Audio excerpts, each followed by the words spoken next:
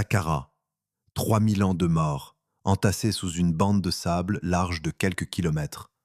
Une pyramide qui ressemble à un escalier géant, dressée 15 décennies avant celle de Gizeh. Et, en 2020, plus de 100 cercueils scellés remontés du sol, jamais ouverts depuis 2500 ans. Comment un seul homme a-t-il inventé la pierre monumentale? Et pourquoi, 5 millénaires plus tard, continue-t-on d'extraire du sable des sarcophages que personne n'avait jamais vus? Ce dieu porte un nom, Saqqara. Ce que l'on croyait fouillé depuis longtemps ne l'est, en réalité, qu'à peine.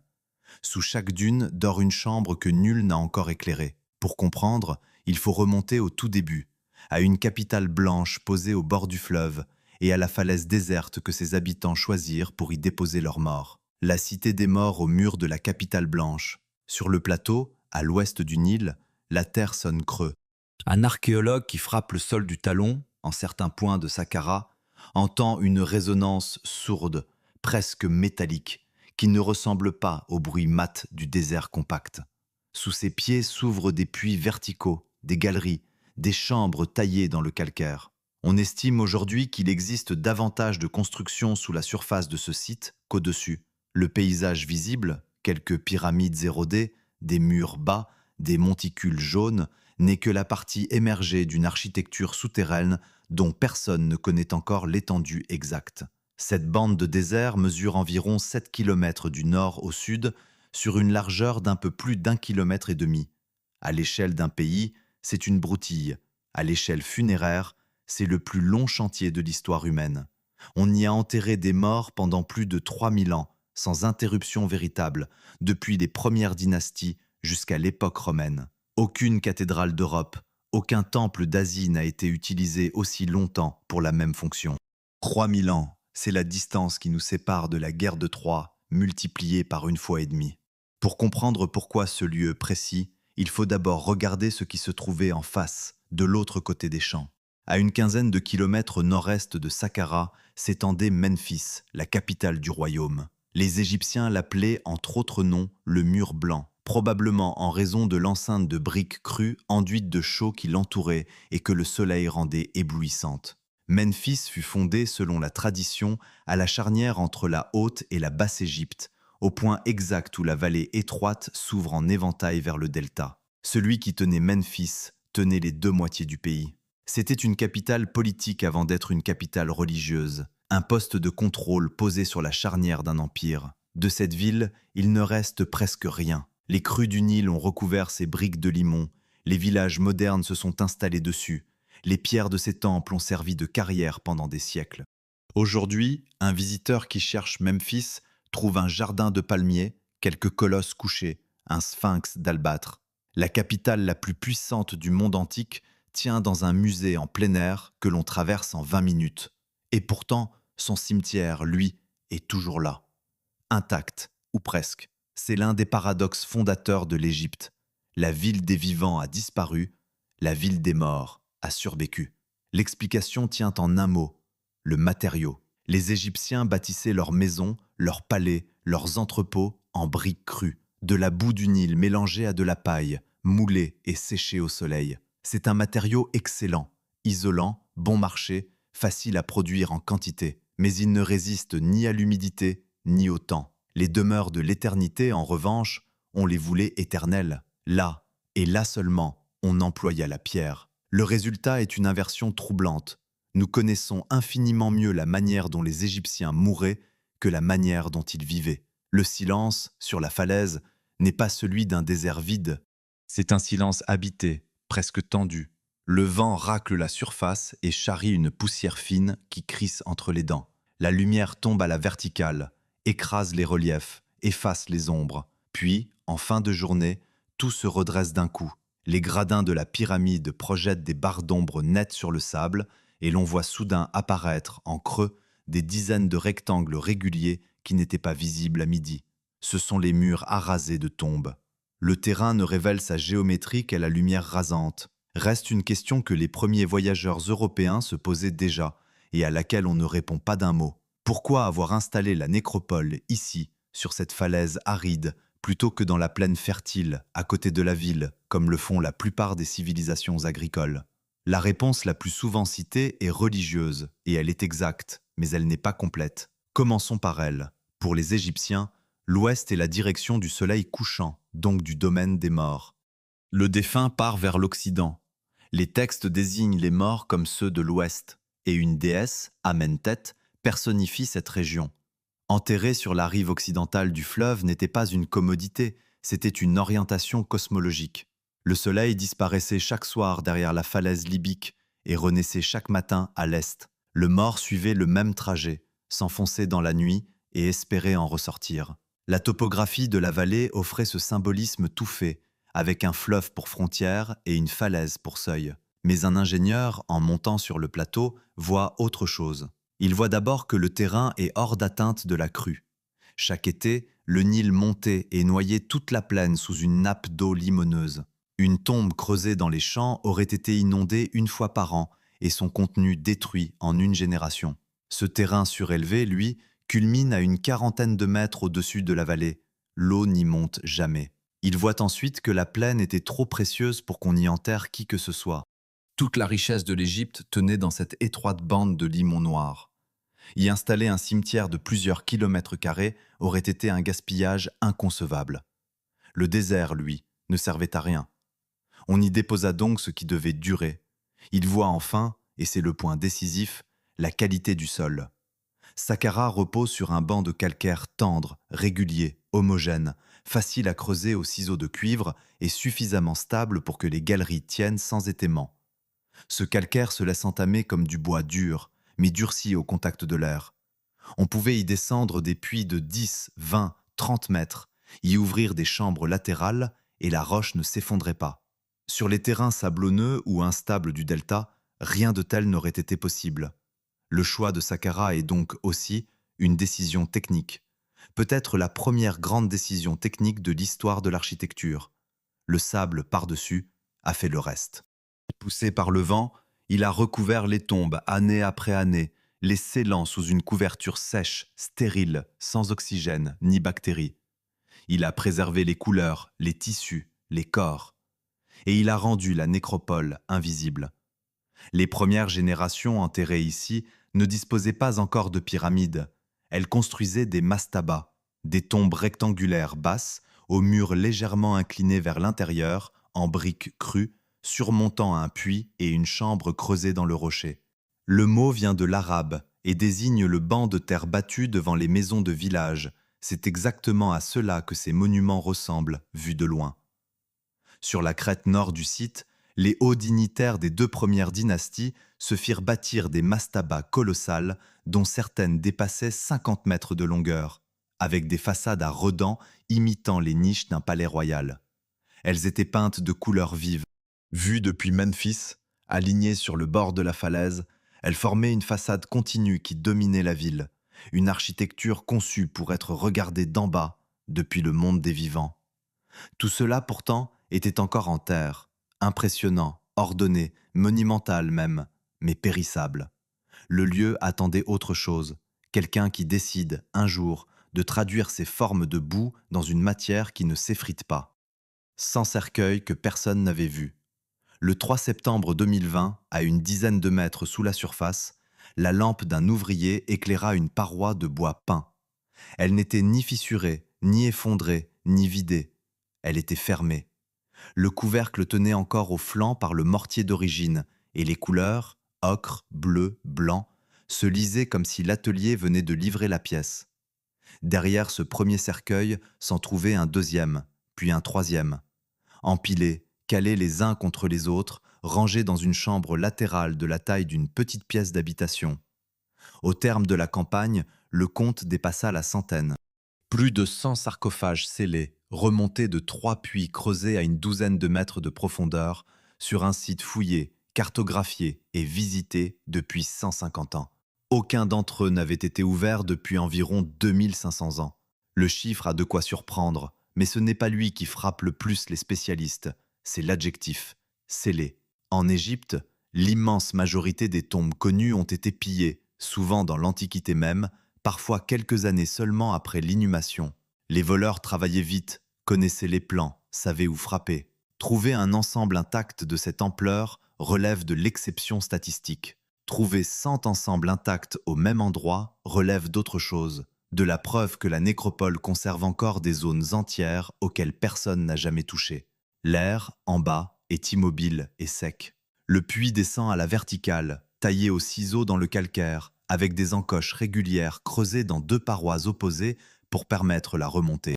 On y travaille au treuil, à la corde et au panier d'osier, exactement comme il y a 5000 ans, parce qu'aucune machine ne passe par une ouverture d'1 mètre de côté. Le sable enlevé remonte saut par saut. Une équipe met parfois plusieurs semaines à vider un seul puits avant d'atteindre la première chambre, et rien ne garantit qu'elle contiendra autre chose que des gravats. Ce détail suffit presque à répondre à la question qui vient naturellement à l'esprit. Comment un tel dépôt a-t-il pu échapper à 1 siècle et demi de fouilles? Presque, mais pas tout à fait. Car l'explication complète tient à la nature même de Saqqara, et elle est plus intéressante que la simple négligence. Les grandes expéditions du XIXe siècle cherchaient des monuments. Elles suivaient les reliefs visibles, dégageaient les temples, ouvraient les pyramides, entraient dans les galeries dont l'entrée affleurait. Un puits funéraire, lui, ne se signale par rien.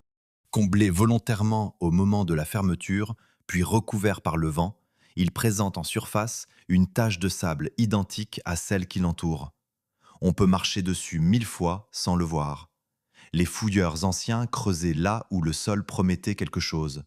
Ils ont laissé derrière eux des kilomètres carrés de terrain jugés stériles.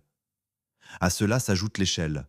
La nécropole couvre plusieurs kilomètres carrés et l'épaisseur de sable accumulée atteint par endroits une dizaine de mètres. Dégager entièrement une telle surface représenterait un déplacement de matière comparable à celui d'un grand chantier de travaux publics, avec la contrainte supplémentaire qu'il faut tamiser chaque panier. Personne ne fouille Saqqara en entier. On y ouvre des fenêtres. Depuis une dizaine d'années, ces fenêtres s'ouvrent au bon endroit, et pour une raison précise. Les méthodes ont changé. La prospection géophysique, les relevés magnétiques, la lecture d'images satellitaires et l'analyse des micro-dépressions du terrain permettent de repérer sous le sable les anomalies de densité. Un puits comblé ne se voit pas à l'œil nu, mais il se distingue du calcaire intact sur un profil de résistivité. On ne creuse plus au hasard, on creuse là où l'instrument signale un vide. Les résultats de cette décennie donnent le vertige. En 2018, une mission égypto-allemande atteignit, au fond d'un puits d'une trentaine de mètres, un atelier de momification. Non pas une tombe, mais un lieu de travail. Salle de préparation, canalisation d'évacuation, brûloir, et surtout un ensemble de vases et de bols encore étiquetés à l'encre, portant le nom de l'huile ou de la résine qu'ils avaient contenue. Pour la première fois, on disposait d'une liste de produits associés aux récipients eux-mêmes.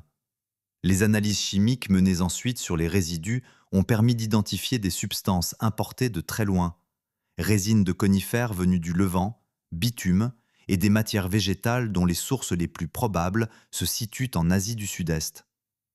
La momification, technique religieuse, reposait sur un réseau commercial à l'échelle du monde connu.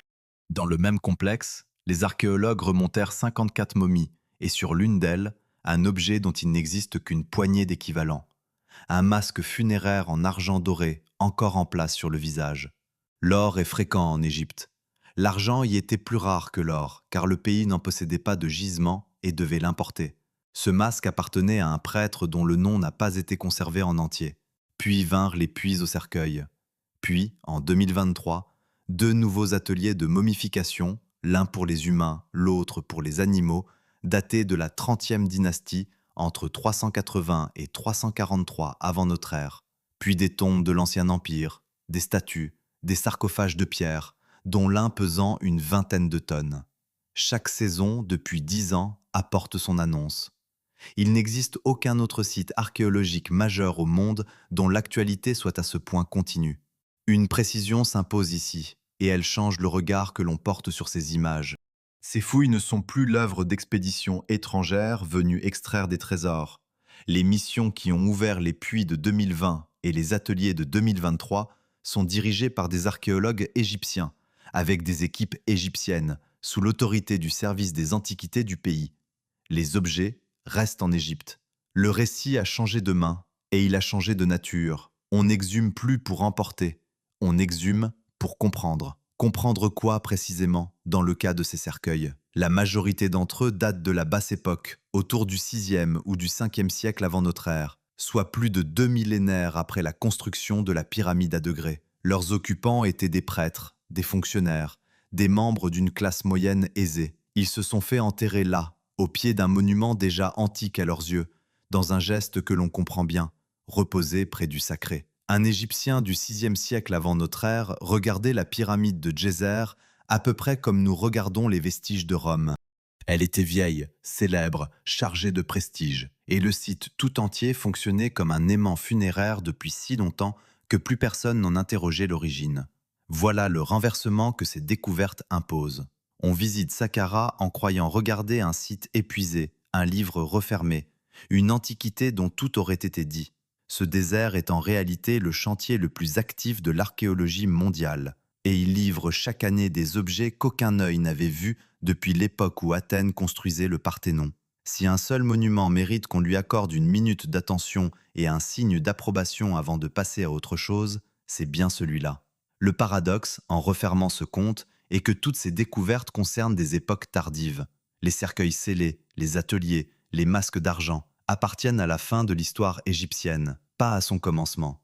Ils prouvent que Saqqara est resté un lieu désirable pendant 3 millénaires. Ils ne disent rien de ce qui a rendu ce lieu désirable au départ. Cette réponse-là ne se trouve pas dans les puits. Elle se trouve au centre de la nécropole, dans une enceinte de pierre blanche, et elle porte le nom d'un homme, l'homme devenu Dieu. Dans une salle du musée du Caire se trouve un socle de statues en calcaire. La statue elle-même a disparu. Il ne reste que la base, brisée, avec les pieds du roi encore attachés à la pierre. Sur la face antérieure, la titulature royale. Horus Nedjeriket, le nom sous lequel régnait celui que la postérité appellera Djéser.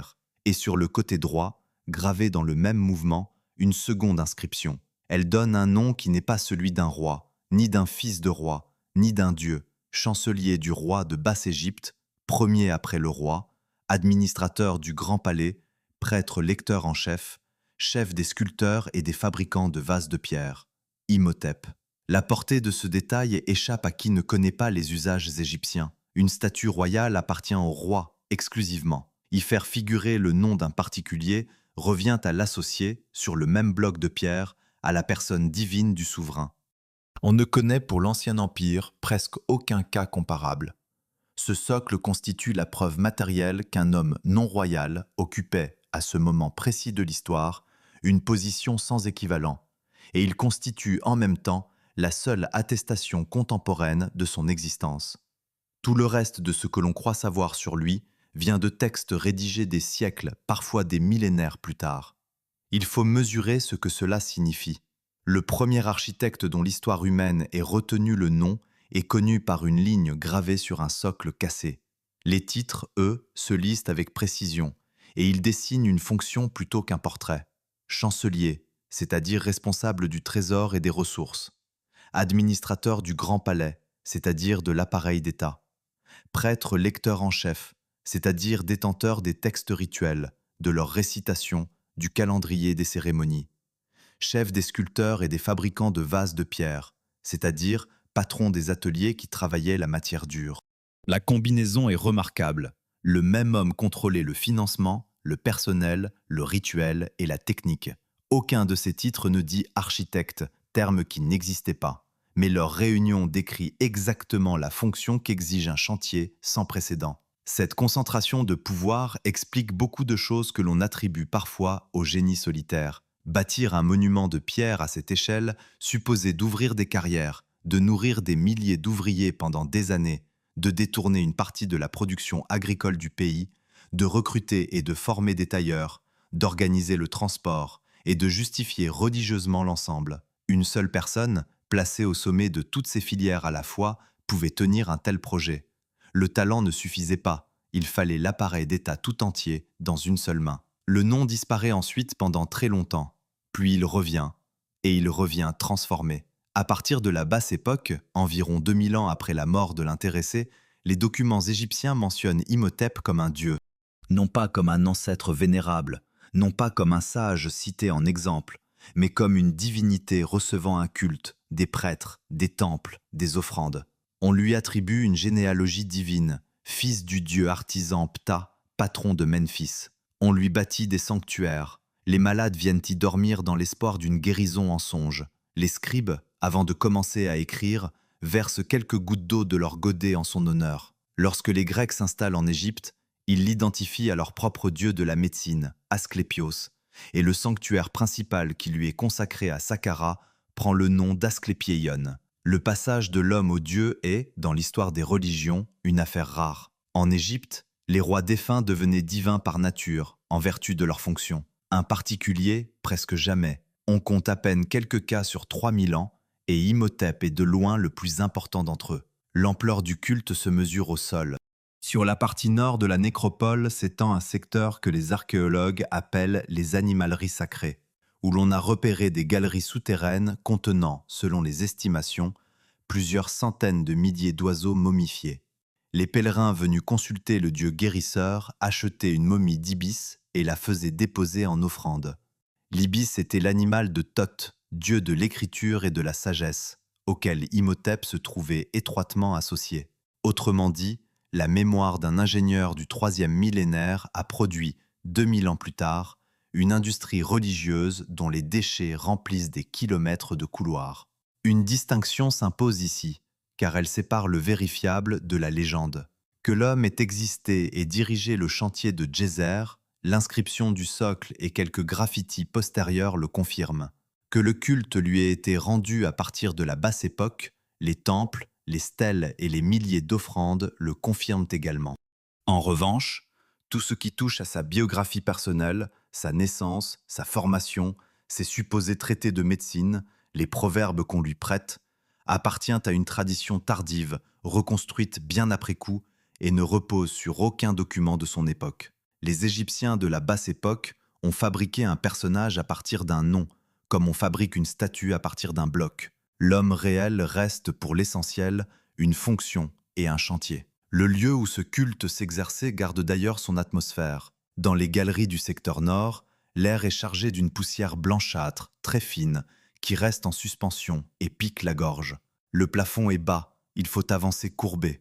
Les parois latérales sont creusées de niches rectangulaires, empilées sur plusieurs rangs, et chacune contenait autrefois un vase de terre cuite scellé. La lumière d'une lampe ne porte pas loin. Elle éclaire 3 ou 4 mètres de couloir, révèle les niches vides, et le reste se perd dans le noir. Le silence y est complet, plus dense encore que celui de la surface, parce que la roche absorbe tout. Reste le point le plus étrange de cette histoire, et il n'a toujours pas de réponse. Un homme qui reçut un culte, des temples et des offrandes pendant des siècles, devait nécessairement avoir un lieu de sépulture identifié. Les pèlerins savaient où aller. Les prêtres administraient un sanctuaire précis. Or, malgré plus d'un siècle de recherches systématiques, malgré des campagnes menées spécifiquement dans ce but au nord de Saqqara, la tombe d'Imhotep n'a jamais été retrouvée. On a localisé les galeries d'ibis qui lui étaient dédiées. On a mis au jour des installations liées à son culte. On n'a jamais mis la main sur son corps, ni sur une chambre portant son nom. L'homme qui a inventé la sépulture de pierre demeure le seul personnage majeur de Saqqara dont on ignore où il repose. Cette absence n'est pas un mystère au sens romanesque. C'est une lacune documentaire, et elle a des causes ordinaires. Le désert n'est pas fouillé en totalité. Les sépultures de l'Ancien Empire sans inscription conservée sont impossibles à attribuer. Et 3000 ans de pillage ont fait disparaître des ensembles entiers. Elle n'en constitue pas moins l'une des questions ouvertes les plus tenaces de l'égyptologie. Ce que l'on peut affirmer en revanche, c'est ce que cet homme a laissé au centre de la nécropole. Non pas une tombe pour lui-même, mais un monument pour son roi, le premier grand édifice de pierre construit par l'humanité, et une forme que personne n'avait jamais vue auparavant. L'escalier à 6 degrés. Vue depuis la route qui monte du village, elle ne ressemble à aucune pyramide. Les arêtes ne descendent pas en ligne droite jusqu'au sol. Elles s'interrompent, reculent, reprennent plus haut. 6 blocs superposés, chacun plus petit que celui du dessous, empilés comme les pièces d'un jeu de construction abandonné en cours de partie. À midi, l'ensemble paraît écrasé et informe. En fin d'après-midi, quand la lumière rase le sol, chaque degré projette sur le suivant une bande d'ombre horizontale. Et le monument se lit d'un coup pour ce qu'il est, un escalier. Un escalier de 62 mètres, dont les marches font chacune la hauteur d'un immeuble de 3 étages. Aucun être humain n'était censé les gravir. Ce profil en gradin n'est pas une pyramide inachevée, ni une pyramide dont le revêtement lisse aurait disparu. C'est la forme voulue, terminée, revêtue en son temps de calcaire fin de Toura. Et elle est antérieure d'environ 1 siècle et demi à la grande pyramide de Gizeh. L'image que la culture générale associe à l'Égypte, le triangle parfait, les faces planes, la pointe, arrive après. Elle dérive de ce qui se dresse ici. Le monument le plus ancien est aussi le plus étrange. L'analyse des maçonneries a permis de reconstituer la manière dont il est né, et cette reconstitution vaut mieux que n'importe quelle légende. Au départ, il n'y avait pas de pyramide du tout. Le chantier commença par une mastaba, cette tombe rectangulaire, basse et large, que les dignitaires des premières dynasties se faisaient construire depuis des générations. Avec une différence décisive. Celle-ci ne fut pas montée en briques crues, mais en petits blocs de calcaire local. Et son plan n'était pas rectangulaire, mais carré, d'environ 63 mètres de côté pour une hauteur d'à peine plus de 8 mètres. Puis quelqu'un décida de ne pas s'arrêter là. La mastaba fut d'abord élargie sur ses 4 côtés, en 2 temps, puis prolongée vers l'est pour couvrir une série de puits funéraires destinés à la famille royale. Ensuite vint le geste qui change tout. Sur cette masse déjà achevée, on construisit une seconde mastaba plus petite, puis une troisième, puis une quatrième. 4 degrés d'abord. Le projet fut encore repris, la base agrandie une nouvelle fois vers le nord et l'ouest, et 2 niveaux supplémentaires ajoutés au sommet. 6 degrés au final, pour une hauteur que les mesures modernes situent entre 60 et 62 mètres, selon la manière dont on traite l'arasement du sommet et le niveau de référence au sol. Autrement dit, le premier grand monument de pierre de l'humanité n'a pas été conçu d'un trait sur une planche à dessin. Il a été modifié au moins 6 fois en cours de route. On voit encore, dans les parties dégagées, les faces de revêtement soigneusement lissées d'un état ancien, ensevelies sous la maçonnerie de l'état suivant. Un mur de parement extérieur devenu du jour au lendemain un mur intérieur invisible. Le chantier avance en corrigeant sa propre ambition. La maçonnerie elle-même révèle l'inexpérience et l'ingéniosité du moment. Les constructeurs ne disposaient d'aucun modèle pour empiler de la pierre à cette échelle. Ils employèrent des blocs petits, de la taille d'une grosse brique, faciles à manipuler à 2 hommes. Un choix qui trahit l'origine du savoir-faire, puisqu'il reproduit le format du matériau qu'ils connaissaient. Mais ils comprirent aussi, très vite, qu'un empilement horizontal de petits blocs s'effondre sous son propre poids. Ils inclinèrent donc les assises vers l'intérieur du monument, en couches successives, appuyées contre un noyau central, chaque couche penchant vers le cœur de l'édifice. Les forces se dirigent ainsi vers l'axe plutôt que vers l'extérieur, et l'ensemble se serre lui-même. Cette technique d'assise inclinée vers le noyau, inventée ici, sera utilisée sur les chantiers pyramidaux pendant plusieurs siècles, avant d'être abandonnée au profit d'assises parfaitement horizontales. Sous cette montagne s'ouvre un monde inverse. Un puits vertical de 7 mètres de côté descend à 28 mètres de profondeur, au fond duquel une chambre funéraire fut bâtie en granit d'Assouan, fermée par un bouchon de 3 tonnes que l'on faisait descendre depuis le dessus. Autour rayonnent des galeries, des couloirs, des magasins, sur une longueur totale que les relevés portent à plusieurs kilomètres. On y a retrouvé des dizaines de milliers de vases de pierre, albâtre, diorite, schiste, dont beaucoup portent les noms de rois antérieurs, entassés là par centaines. Le monument n'est pas seulement une tombe, c'est aussi un entrepôt d'éternité. Reste la question que ce profil en escalier impose à quiconque le regarde, et sur laquelle les spécialistes ne sont pas parvenus à s'accorder. La forme fut-elle voulue pour elle-même, ou n'est-elle que la conséquence d'un chantier qui s'est emballé? 3 lectures coexistent aujourd'hui, chacune défendue par des chercheurs sérieux, chacune s'appuyant sur des arguments réels. La première est religieuse et fonctionnelle. Les degrés sont un escalier. L'âme du roi défunt devait rejoindre les étoiles du nord, celles qui ne se couchent jamais, et l'on aurait bâti pour elle un chemin matériel. Cette interprétation trouve un appui de poids dans un passage des textes funéraires gravés plus tard dans d'autres pyramides de la nécropole, où il est dit qu'un escalier est dressé vers le ciel pour que le roi y monte. L'objection est chronologique. Ces textes sont postérieurs de 3 siècles au monument, et rien ne prouve que la conception initiale était déjà celle-là. La deuxième lecture est technique et volontairement modeste. La forme serait née du procédé. On voulait un tombeau plus haut, plus visible, plus durable que ceux des prédécesseurs. On savait construire des mastabas, on en superposa. Les 6 agrandissements successifs mis en évidence par l'étude des maçonneries donnent de la force à cet argument, puisqu'ils montrent un projet qui se découvre en avançant plutôt qu'un plan appliqué. Le sens symbolique n'aurait été attribué qu'ensuite, une fois la silhouette dressée et devenue familière. L'objection est qu'un chantier d'État de cette ampleur, dirigé par un prêtre lecteur en chef, ne se conduit pas sans intention religieuse préalable. La troisième lecture est cosmologique. La masse en gradin figurerait la butte primordiale, ce tertre qui, selon la cosmogonie de Memphis et d'Héliopolis, émergea le premier des eaux du chaos et sur lequel la création commença. Enterrer le roi sous une reproduction du lieu d'origine du monde revenait à le placer au point de départ de toute vie, donc à garantir sa renaissance. L'objection est que cette symbolique est surtout documentée pour les pyramides lisses des dynasties suivantes, et qu'on la projette peut-être en arrière. Ces 3 hypothèses ne s'excluent d'ailleurs pas nécessairement. Une solution technique peut recevoir après coup une charge symbolique, et une intention religieuse peut se servir d'un procédé disponible.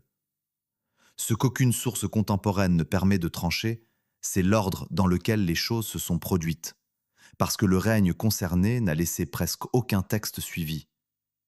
Une certitude, en revanche, s'impose à qui se tient au pied de la face nord. Ce qui a été construit ici a changé l'échelle de ce que les hommes se croyaient capables de faire. Avant, le plus haut bâtiment d'Égypte atteignait la taille d'une maison de 2 étages. Après, une masse de pierre de plus de 300 000 mètres cubes dominait la vallée sur des dizaines de kilomètres, visible depuis la capitale, visible depuis le fleuve, visible depuis les champs. Un paysan qui labourait dans la plaine levait les yeux et voyait posé sur la falaise un objet qui n'existait dans aucun souvenir, dans aucun récit, dans aucune expérience humaine antérieure. Et cet objet n'était encore que la pièce centrale d'un ensemble bien plus vaste, entouré d'un mur blanc de plus d'1,5 km de développement, à l'intérieur duquel se dressaient des bâtiments dont la fonction dépasse de très loin tout ce qu'on attend d'une nécropole. La pierre qui imite le roseau. Le mur d'enceinte compte 14 portes, 13 d'entre elles ne s'ouvrent pas. Elles en ont pourtant toutes les caractéristiques. Les montants, le linteau, le seuil légèrement surélevé et surtout les 2 battants eux-mêmes, sculptés dans la masse, avec leurs planches verticales et leurs traverses horizontales soigneusement rendues, entr'ouverts d'une trentaine de centimètres comme si quelqu'un venait de passer. On distingue même les gonds. Il suffit d'avancer la main pour comprendre. C'est un bloc plein. Le ventail de bois n'a jamais existé, le passage n'a jamais été creusé, et derrière cette porte grande ouverte, il y a 60 centimètres de calcaire compact. Une seule entrée, à l'angle sud-est, donne réellement accès à l'intérieur. Toutes les autres sont des images de portes. Le procédé se retrouve partout dans l'enceinte, appliqué à des objets de plus en plus improbables. Il y a là des bâtiments dont on ne peut pas franchir le seuil parce qu'ils sont massifs de part en part, avec seulement une niche creusée en façade pour suggérer une pièce. On y trouve des escaliers qui montent vers une plateforme et s'arrêtent contre un mur. Il y a des colonnes qui ne sont pas des colonnes, mais des saillies, rattachées à la paroi par un mur perpendiculaire, incapable de tenir seul. Un architecte moderne qui parcourt le site pour la première fois met un certain temps à admettre ce qu'il voit. La plus grande partie de ce complexe n'est pas de l'architecture utilisable. C'est de l'architecture représentée. La lumière y ajoute une étrangeté supplémentaire. Le calcaire de Toura, employé pour le parement, est blanc, très fin, presque sans grain, et il renvoie le soleil avec une violence qui oblige à plisser les yeux. Entre les murs, la chaleur stagne. Le sol est couvert d'éclats de pierre qui roulent sous la semelle, avec un bruit sec de vaisselle brisée, et ce bruit revient en écho contre les parois. On avance dans un couloir bordé de colonnes hautes de 6 mètres, on tourne à droite, on débouche sur une cour vide de plusieurs hectares où il n'y a rien à voir sinon la masse en gradin au fond, et le silence reprend. Ce vide n'est pas un vide. Il faut seulement admettre que ces bâtiments n'étaient pas destinés aux vivants. L'ensemble reproduit en pierre une architecture de matériaux périssables, bois, roseaux, nattes, briques crues, et il le fait avec une fidélité qui confine à l'obsession. Les colonnes de la grande colonnade d'entrée sont cannelées, mais leurs cannelures ne sont pas grecques. Elles imitent des faisceaux de tiges de papyrus ou de roseaux liés ensemble, tels qu'on en dressait pour soutenir les toits des sanctuaires primitifs. D'autres supports, dans la cour du sud, portent au sommet un chapiteau en forme de fleurs de lotus ouvertes, et leur fût conserve la courbure d'un végétal. Les murs des chapelles présentent en partie haute une frise de petits demi-cylindres alignés. Ce sont les extrémités des poutres de bois qui, dans une construction réelle, dépasseraient de la façade. Ici, les poutres sont sculptées dans le calcaire et ne portent rien. Le sommet du mur d'enceinte lui-même, long de plus de 1600 mètres, est découpé en une succession de redans et de niches qui reproduisent la façade de briques d'un palais royal, avec ses saillies et ses retraits destinés à créer des ombres.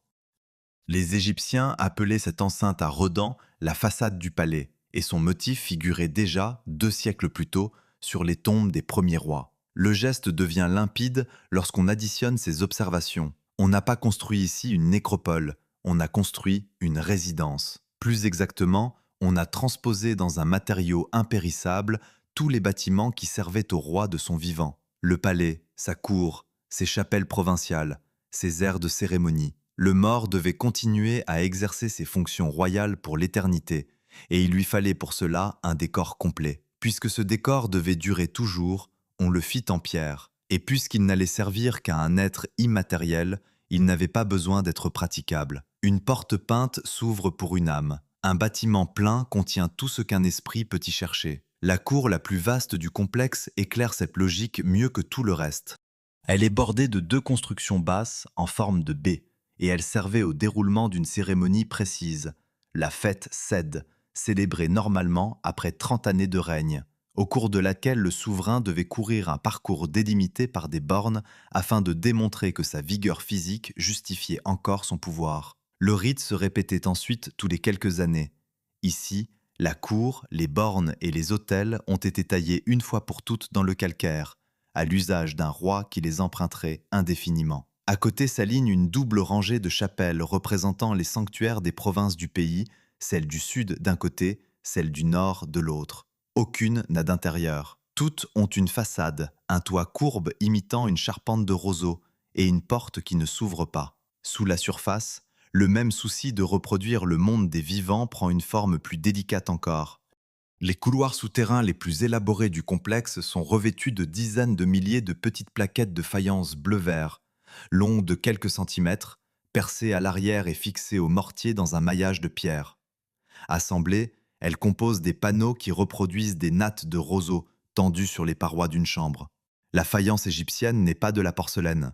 C'est une pâte de silice broyée, recouverte d'une glaçure alcaline colorée à l'oxyde de cuivre, cuite à haute température, dont la teinte varie du turquoise pâle au bleu profond. Sa fabrication en série à cette date représente une prouesse d'atelier, autant que le monument lui-même en représente une de chantier. Dans ces mêmes couloirs, 3 panneaux montrent le roi accomplissant la course rituelle, encadrés de fausses portes et surmontés d'un linteau imitant, une fois de plus, une menuiserie de bois. L'espace où ces reliefs se trouvent n'est accessible que par des galeries étroites, à des mètres sous terre, dans une obscurité totale. Personne n'était censé les voir.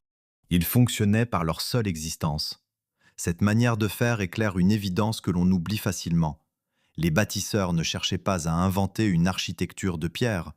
Ils cherchaient à rendre éternelle celle qu'ils avaient déjà. Le vocabulaire des formes est intégralement emprunté au monde de la boue et du végétal. Seule la matière change.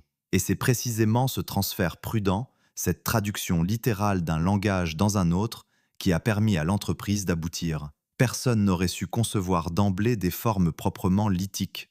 En copiant du connu, on avançait sur un terrain sûr. Le prix de cette prudence est visible dans les proportions. Les colonnes de roseaux sculptées en pierre sont beaucoup trop minces pour leur hauteur si on les considère comme des supports de calcaire, ce qui explique qu'on les ait rattachés au mur par des éperons plutôt que laissés libres. Les constructeurs n'avaient aucun moyen de savoir ce qu'un fût de pierre pouvait supporter, alors ils ont assuré. Il faudra encore plusieurs générations avant qu'un architecte égyptien ose dresser une colonne autoportante au milieu d'une salle. Ce complexe est donc, au sens strict, un décor de théâtre pour un spectateur unique, exécuté dans le matériau le plus durable disponible et à une échelle qui dépasse tout ce qui existait. Il occupe environ 15 hectares, ce qui correspond à une vingtaine de terrains de football réunis dans une même enceinte blanche. De ce dispositif entier, une chose manque pourtant, et son absence saute aux yeux dès qu'on y prête attention. Sur ces milliers de mètres carrés de parois lisses, dans les chapelles, dans les couloirs, dans la chambre funéraire elle-même, il n'y a presque pas d'écriture. Les murs sont muets. Le premier livre sacré gravé dans la pierre, au début de l'année 1881, un ouvrier envoyé par Gaston Maspero se glissa dans une brèche ouverte sur le flanc nord d'une pyramide effondrée, à quelques centaines de mètres au sud de la masse en gradin. Le monument ne payait pas de mine. Un tas de gravats jaunâtres, hauts d'une vingtaine de mètres, que les visiteurs contournaient sans s'arrêter. L'homme rampa dans un couloir descendant, franchit une herse de granit brisé, puis se releva dans une salle voûtée. Il approcha sa bougie de la paroi. Du sol au plafond, sur toute la surface des murs, couraient des colonnes verticales de hiéroglyphes gravés en creux et remplis de pattes bleues. Des milliers de signes. La salle entière était écrite. Rien de tel n'avait jamais été vu dans une pyramide.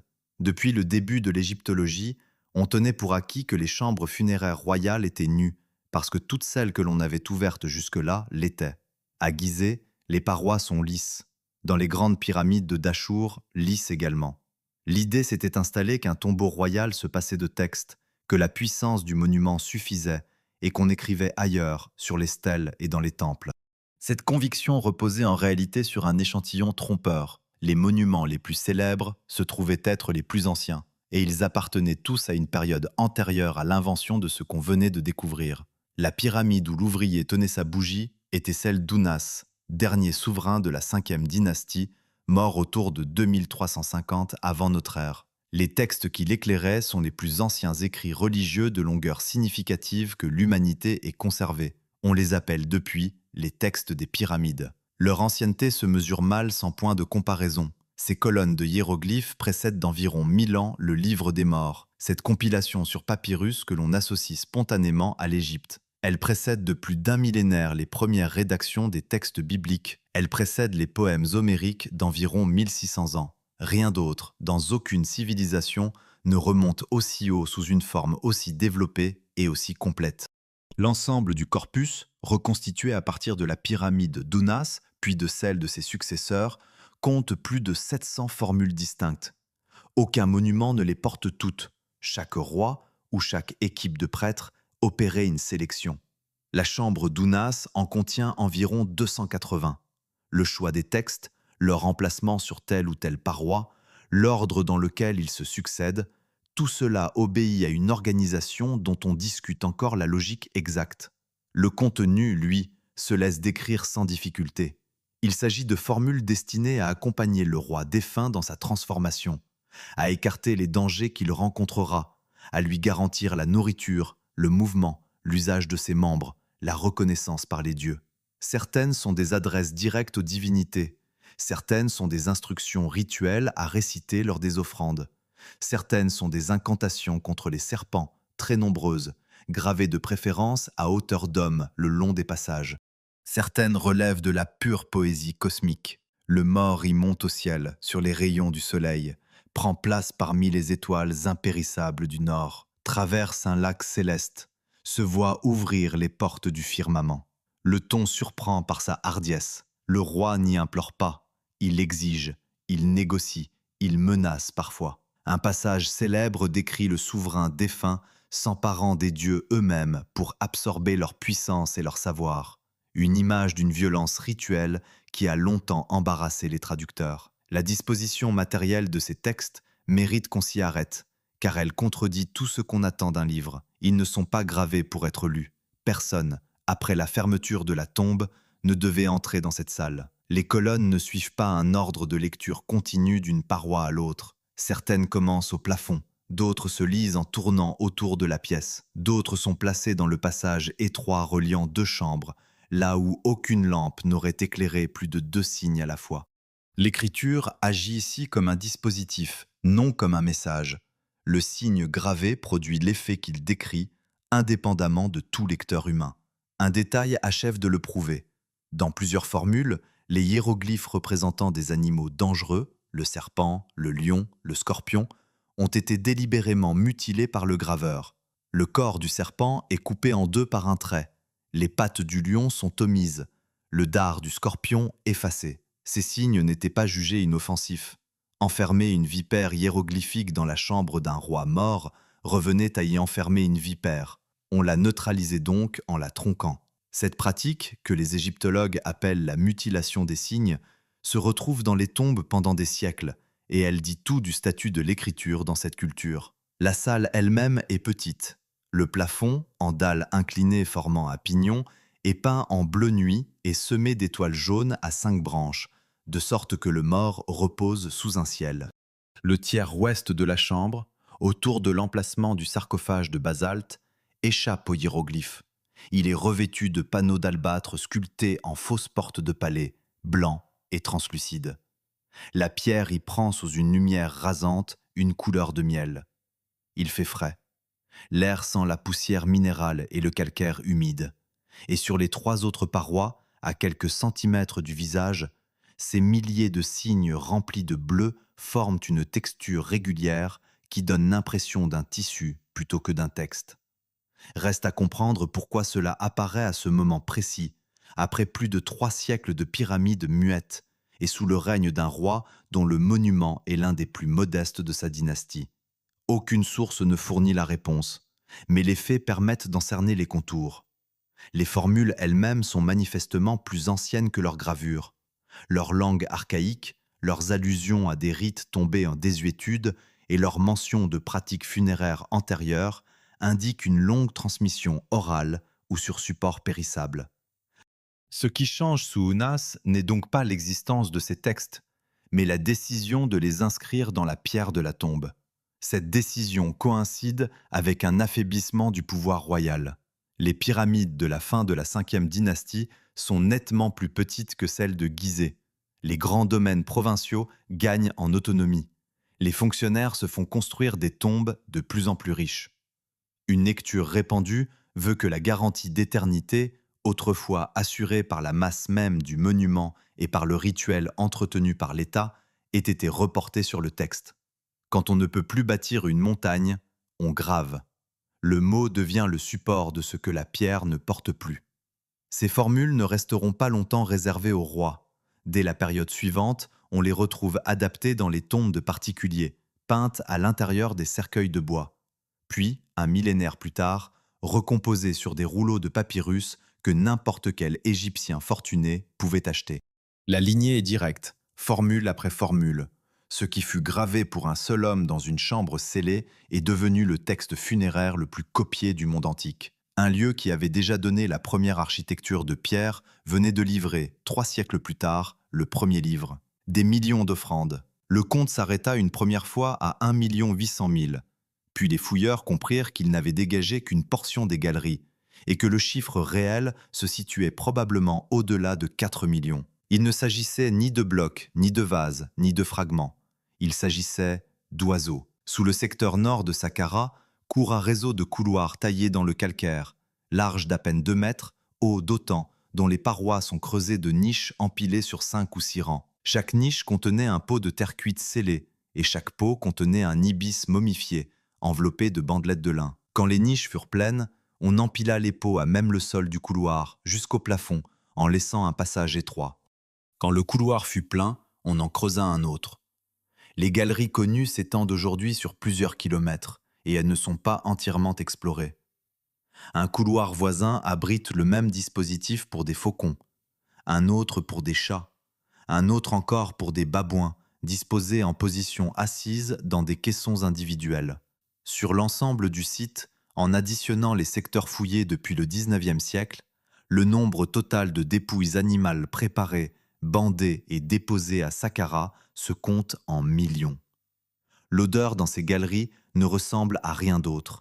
Le lin ancien, les résines durcies et la poussière de calcaire produisent ensemble quelque chose de sec et de sucré, sans putréfaction. 3000 ans d'assèchement complet ont supprimé toute matière volatile. La lampe fait apparaître sur 2 mètres de couloir une paroi de tessons rougeâtres serrés les uns contre les autres, dont beaucoup ont éclaté sous le poids des rangs supérieurs, laissant dépasser un bout de bandelette brunie. Le sol crisse.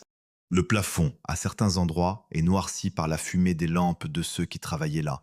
L'ampleur du phénomène a longtemps déconcerté, parce qu'elle contredit une idée reçue tenace, celle d'une momification réservée aux souverains et aux grands personnages, opération rare, coûteuse et solennelle. Les chiffres racontent l'inverse. Le nombre d'animaux embaumés en Égypte dépasse de très loin celui des humains, et à Saqqara, l'écart est vertigineux.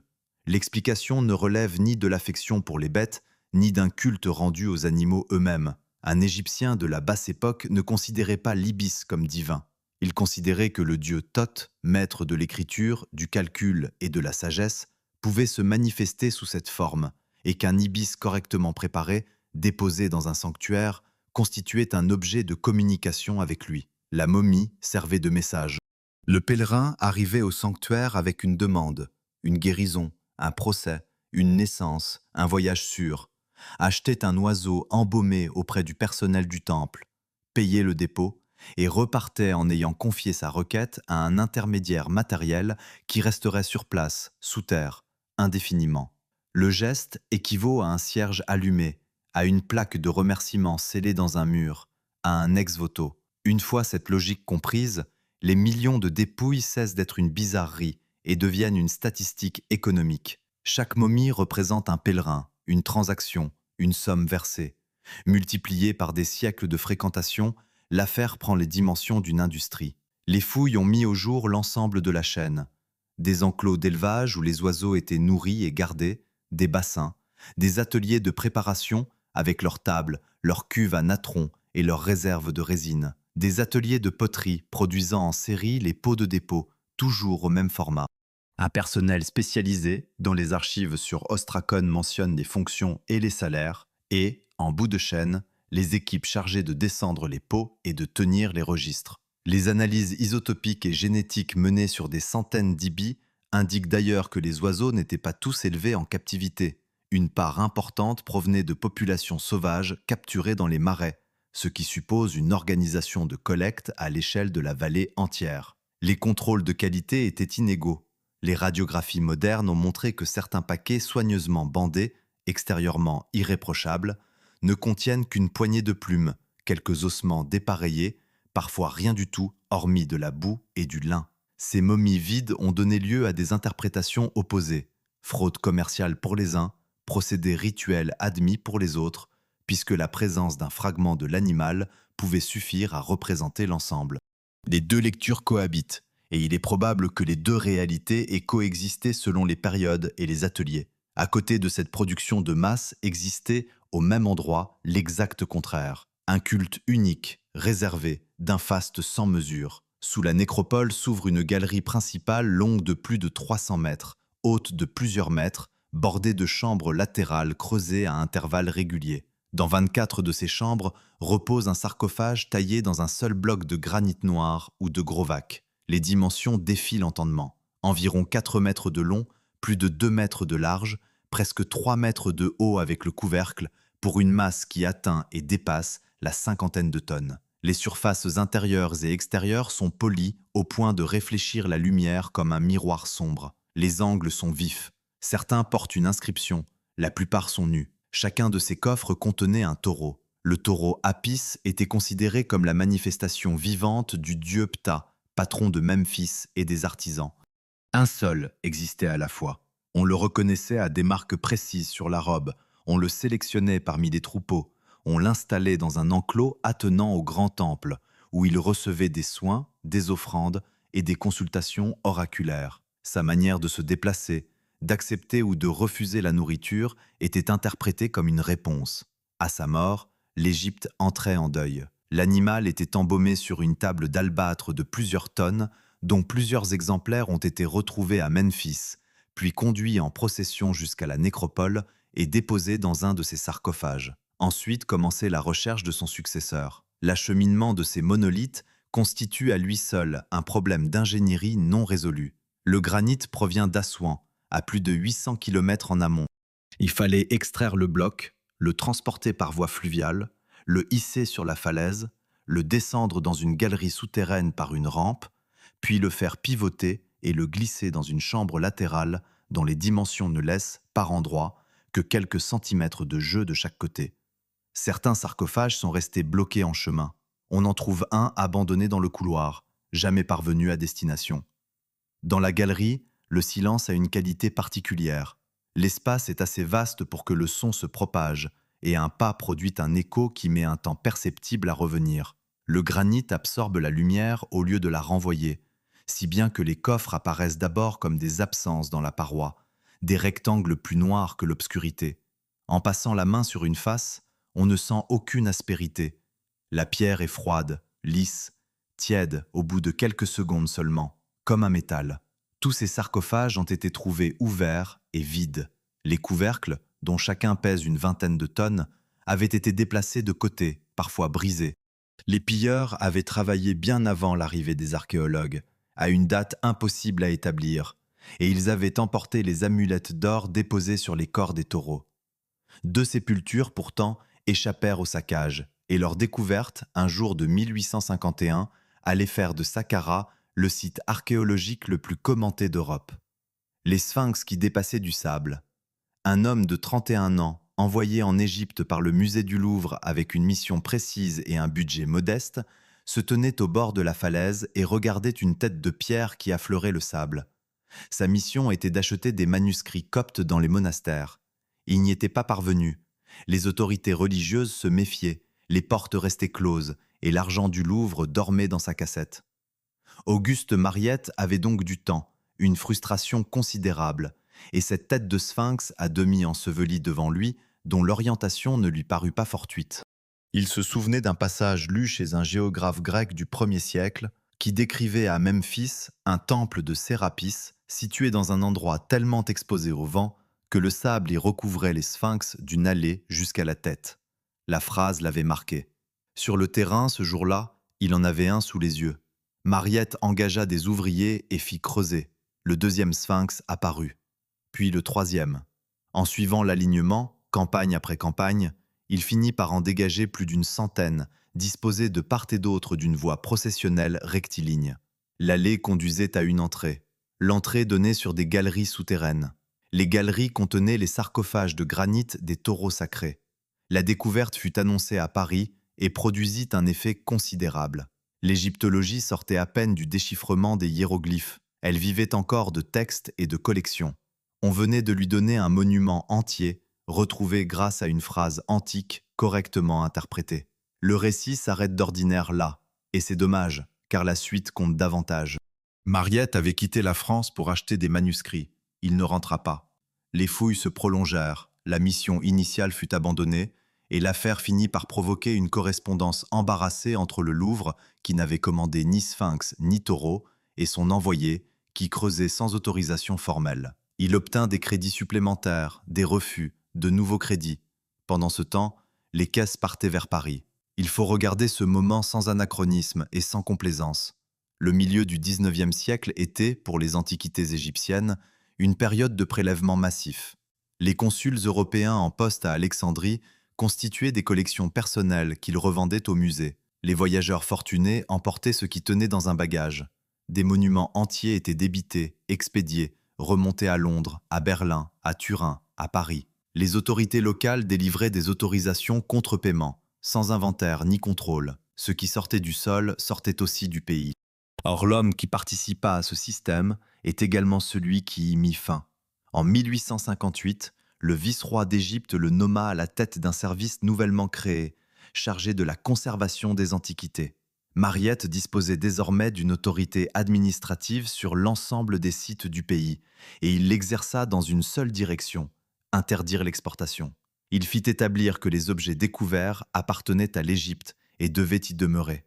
Il ouvrit un dépôt, puis un musée, à Boulak, sur les rives du Nil, pour les recevoir. Il multiplia les chantiers officiels, Abydos, Edfou, Karnak, Deir el-Bahari, Gizeh, Tanis, afin d'occuper le terrain avant les fouilleurs privés. Il refusa des demandes venues des plus grandes institutions européennes, y compris celles qu'il avait formées. Le paradoxe est complet et il mérite d'être énoncé tel quel. Le service des antiquités égyptiennes, le principe de l'inaliénabilité des découvertes et le premier musée national du pays sont nés de la décision d'un homme qui avait commencé par expédier des caisses à l'étranger. La collection qu'il constitua à Boulak est l'ancêtre direct du musée du Caire, où sont conservées aujourd'hui les pièces majeures dont il est question ici. Ces méthodes de fouille, en revanche, n'ont pas résisté au jugement de la profession.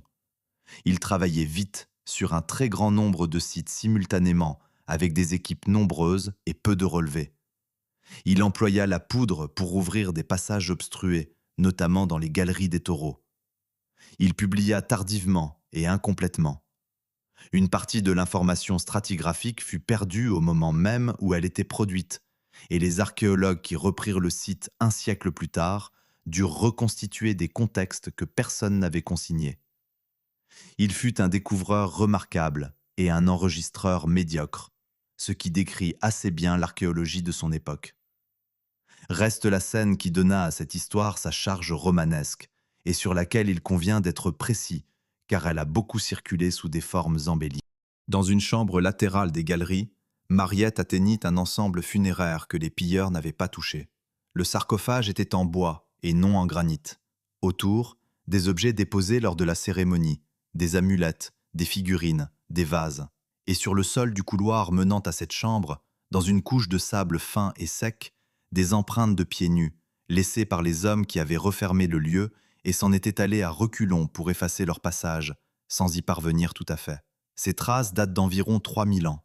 Elles constituent l'un des documents les plus émouvants jamais rapportés d'une fouille égyptienne, précisément parce qu'elles ne représentent rien, ne valent rien et ne portent aucun texte. Elles témoignent seulement du dernier geste de quelques ouvriers qui pensaient sceller un lieu pour l'éternité. Le climat souterrain explique leur survie. À cette profondeur, l'humidité relative reste très basse et stable. La température ne varie pratiquement pas au fil de l'année. Aucun courant d'air ne circule une fois la galerie bouchée. Le sable ne bouge plus. Il enregistre, puis conserve. Le même mécanisme qui a préservé les couleurs des peintures, les fibres des bandelettes et le bois des cercueils, a préservé la forme d'un talon. La sépulture intacte contenait par ailleurs, parmi les objets déposés, des pièces au nom d'un fils de Ramsès II, prince ayant exercé la charge de grand prêtre de Ptah à Memphis et supervisé les funérailles de plusieurs taureaux sacrés. Ce détail permit d'associer une partie du complexe à une période précise et donna aux galeries une profondeur historique qui manquait jusque-là. Aujourd'hui, l'allée des Sphinx que Mariette dégagea a de nouveau disparu. Le vent a repris son travail dès la fin des campagnes, et les statues ont été réensablées, volontairement pour certaines, par abandon pour la plupart. Une poignée seulement est visible. Le visiteur qui marche vers l'entrée des galeries foule sans le savoir une avenue bordée de 100 sphinx couchés à 1 mètre sous ses semelles. Le site rendu à sa poussière garde ainsi une leçon simple.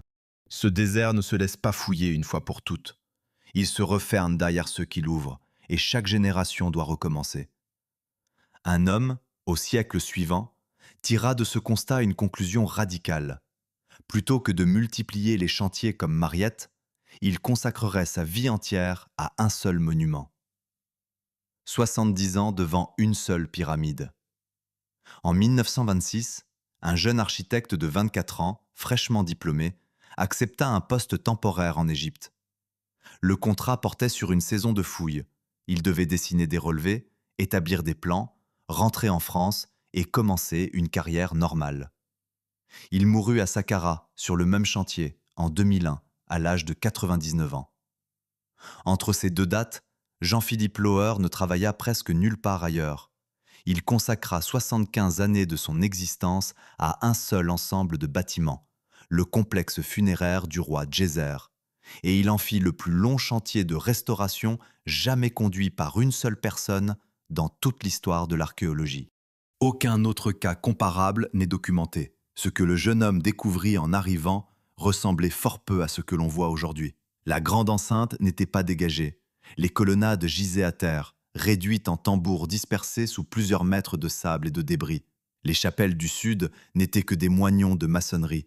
On savait qu'il y avait eu là une architecture, on en devinait le plan général, mais l'essentiel se présentait sous la forme d'un gigantesque tas de morceaux, mêlés à ceux d'autres monuments, sans étiquette, sans numéro, sans mémoire de leur position d'origine. Face à un tel désordre, deux attitudes existaient. La première consistait à dresser un relevé, publier, et laisser les pierres où elles étaient.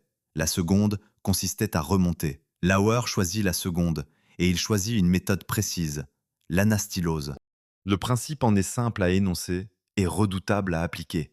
On ne reconstruit un monument qu'avec ses propres matériaux, remis à leur emplacement exact, sans ajout de pierres neuves, sinon en quantité minimale et clairement distinguable. Chaque bloc doit être identifié, orienté, apparié à ses voisins. Aucune invention n'est permise. Ce qui manque reste manquant. Concrètement, cela signifie passer des mois à trier des dizaines de milliers de fragments de calcaire, à mesurer les angles de coupe, à comparer les traces d'outils, à repérer sur une face la continuité d'une cannelure interrompue sur une autre. Un tambour de colonne pèse plusieurs centaines de kilos. Il faut le déplacer pour l'essayer et le déplacer à nouveau si l'essai échoue. Lauer a raconté avoir consacré pour certains éléments plusieurs saisons entières à la seule recherche du morceau complémentaire. Il travaillait avec des équipes réduites, un treuil, des rouleaux de bois et des leviers, les mêmes outils, à peu de choses près, que ceux dont disposaient les constructeurs d'origine.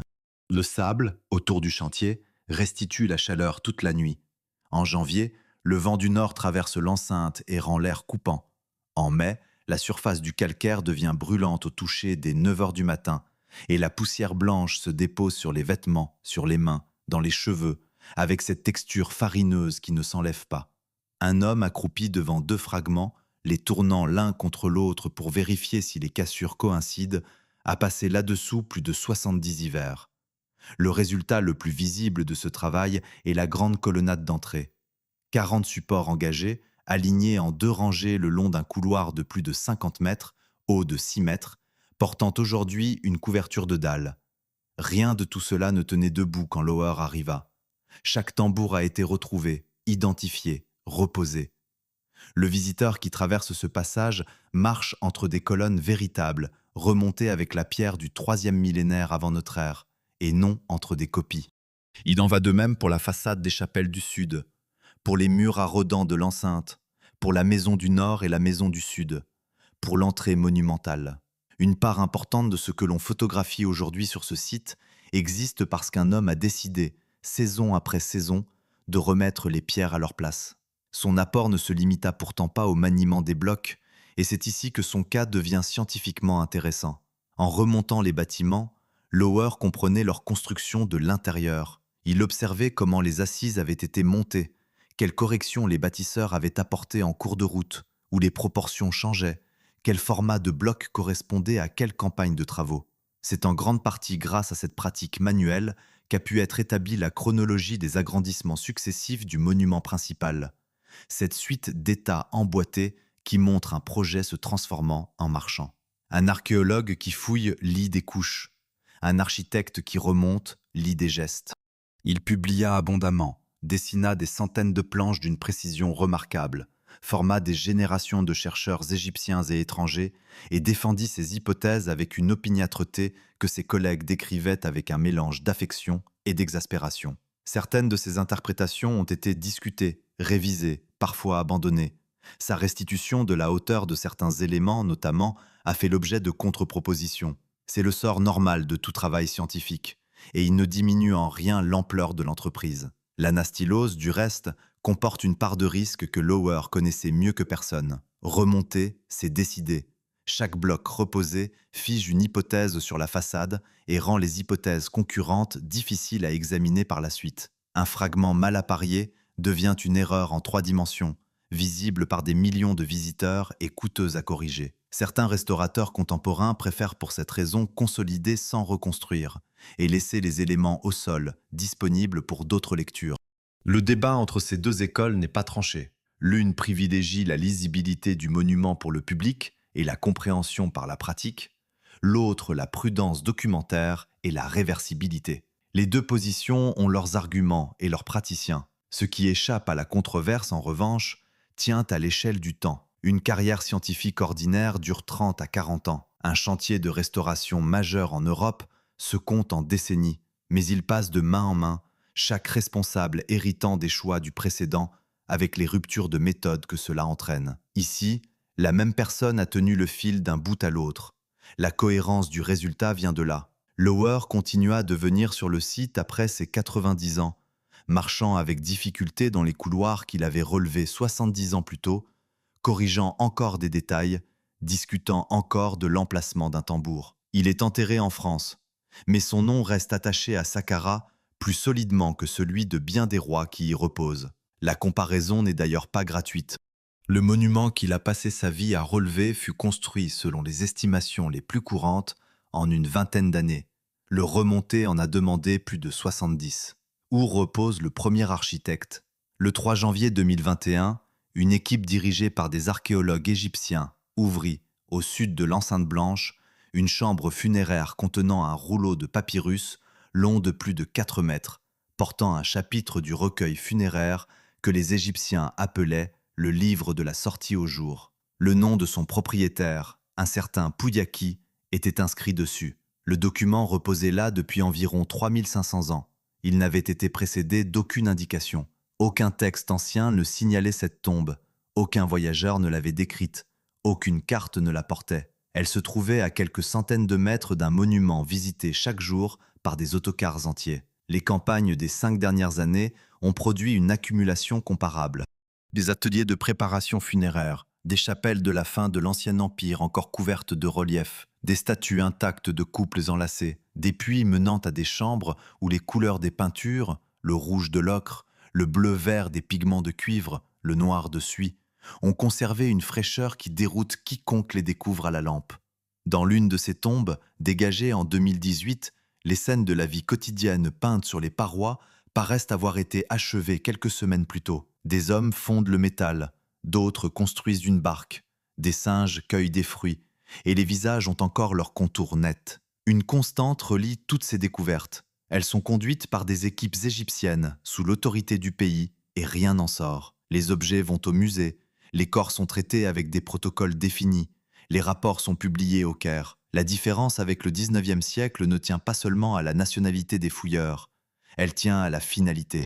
On ne cherche plus à remplir des vitrines lointaines, on cherche à comprendre une population, ses métiers, sa santé, son alimentation, ses réseaux commerciaux. Ce qui conduit à répondre enfin à la question posée au commencement. Comment un seul homme a-t-il inventé la pierre monumentale? La réponse tient en 3 éléments, et aucun d'eux ne relève du prodige. D'abord, il ne l'a pas inventé à partir de rien. Il a traduit dans le calcaire un vocabulaire de formes que l'Égypte pratiquait déjà en briques, en bois et en roseaux, ce qui lui permettait d'avancer sur un terrain connu. Ensuite, il a procédé par essais successifs, agrandissant, corrigeant, superposant, jusqu'à obtenir une masse qui tenait debout. Le premier grand monument de pierre du monde est le produit d'un chantier qui apprend en marchant. Enfin, il occupait simultanément le contrôle du trésor, des ateliers, du personnel et du rituel, ce qui est la condition matérielle d'une entreprise de cette ampleur. Le génie fut réel, mais il fut administratif autant qu'esthétique. Et pourquoi, 5 millénaires plus tard, continue-t-on de sortir du sable des cercueils que personne n'avait jamais vus? Parce que ce que cet homme a créé n'était pas seulement un tombeau, c'était un précédent. Le monument dressé pour un roi a transformé le lieu en terre désirable, et cette désirabilité a duré 3000 ans. Les prêtres de la basse époque se sont fait enterrer là pour la même raison que les dignitaires de l'Ancien Empire, avec 25 siècles d'écart. Chaque génération a ajouté sa couche de puits, de chambres et de galeries, sur une surface que le vent recouvrait aussitôt. Il en résulte une densité funéraire sans équivalent au monde, dont on n'a exploré, selon les estimations les plus prudentes, qu'une fraction. Le sable ne rend pas ce qu'on lui a confié, il le garde, et il faut aller le chercher mètre par mètre. Reste un point sur lequel aucune campagne n'a rien donné, et c'est le plus troublant de tous. Celui qui a conçu tout cela n'a pas de tombe connue. On a retrouvé son nom sur un socle de statues royales, on a retrouvé les sanctuaires où on l'adorait, on a retrouvé les millions d'offrandes déposées en son honneur. On n'a jamais retrouvé l'endroit où il repose. L'homme qui a donné à l'humanité l'architecture funéraire de pierre demeure le seul grand personnage de ce lieu dont la sépulture manque à l'appel. Trois explications s'affrontent, et chacune compte des défenseurs sérieux parmi les spécialistes. La première soutient que la tombe est là, sous le sable du secteur nord, et qu'on ne l'a simplement pas encore atteinte. Les partisans de cette lecture rappellent qu'un culte aussi durable supposait un lieu de pèlerinage identifié, que les galeries d'ibis qui lui étaient dédiées convergent vers une zone précise, et que ce secteur n'a jamais été fouillé en totalité. Pour eux, ce n'est qu'une question de temps et de crédit. La deuxième soutient qu'elle a déjà été dégagée, mais qu'on est passé à côté sans la reconnaître. Les grandes campagnes du 19e et du 20e siècle ont ouvert des centaines de sépultures de l'Ancien Empire, souvent vidées par les pilleurs, souvent dépourvues de toute inscription conservée. Une chambre anonyme parmi des centaines d'autres ne se distingue par rien. Selon cette hypothèse, le dossier est peut-être déjà dans les archives, sous un numéro, sans que personne ait pu faire le lien. La troisième soutient qu'il n'y a plus rien à trouver. 3000 ans de pillage, de réemploi de blocs, de carrières ouvertes dans les monuments anciens et de reconstructions successives ont fait disparaître des ensembles entiers de la nécropole. Une sépulture de l'Ancien Empire, même prestigieuse, a pu être démantelée pierre par pierre bien avant l'époque romaine sans que rien n'en subsiste.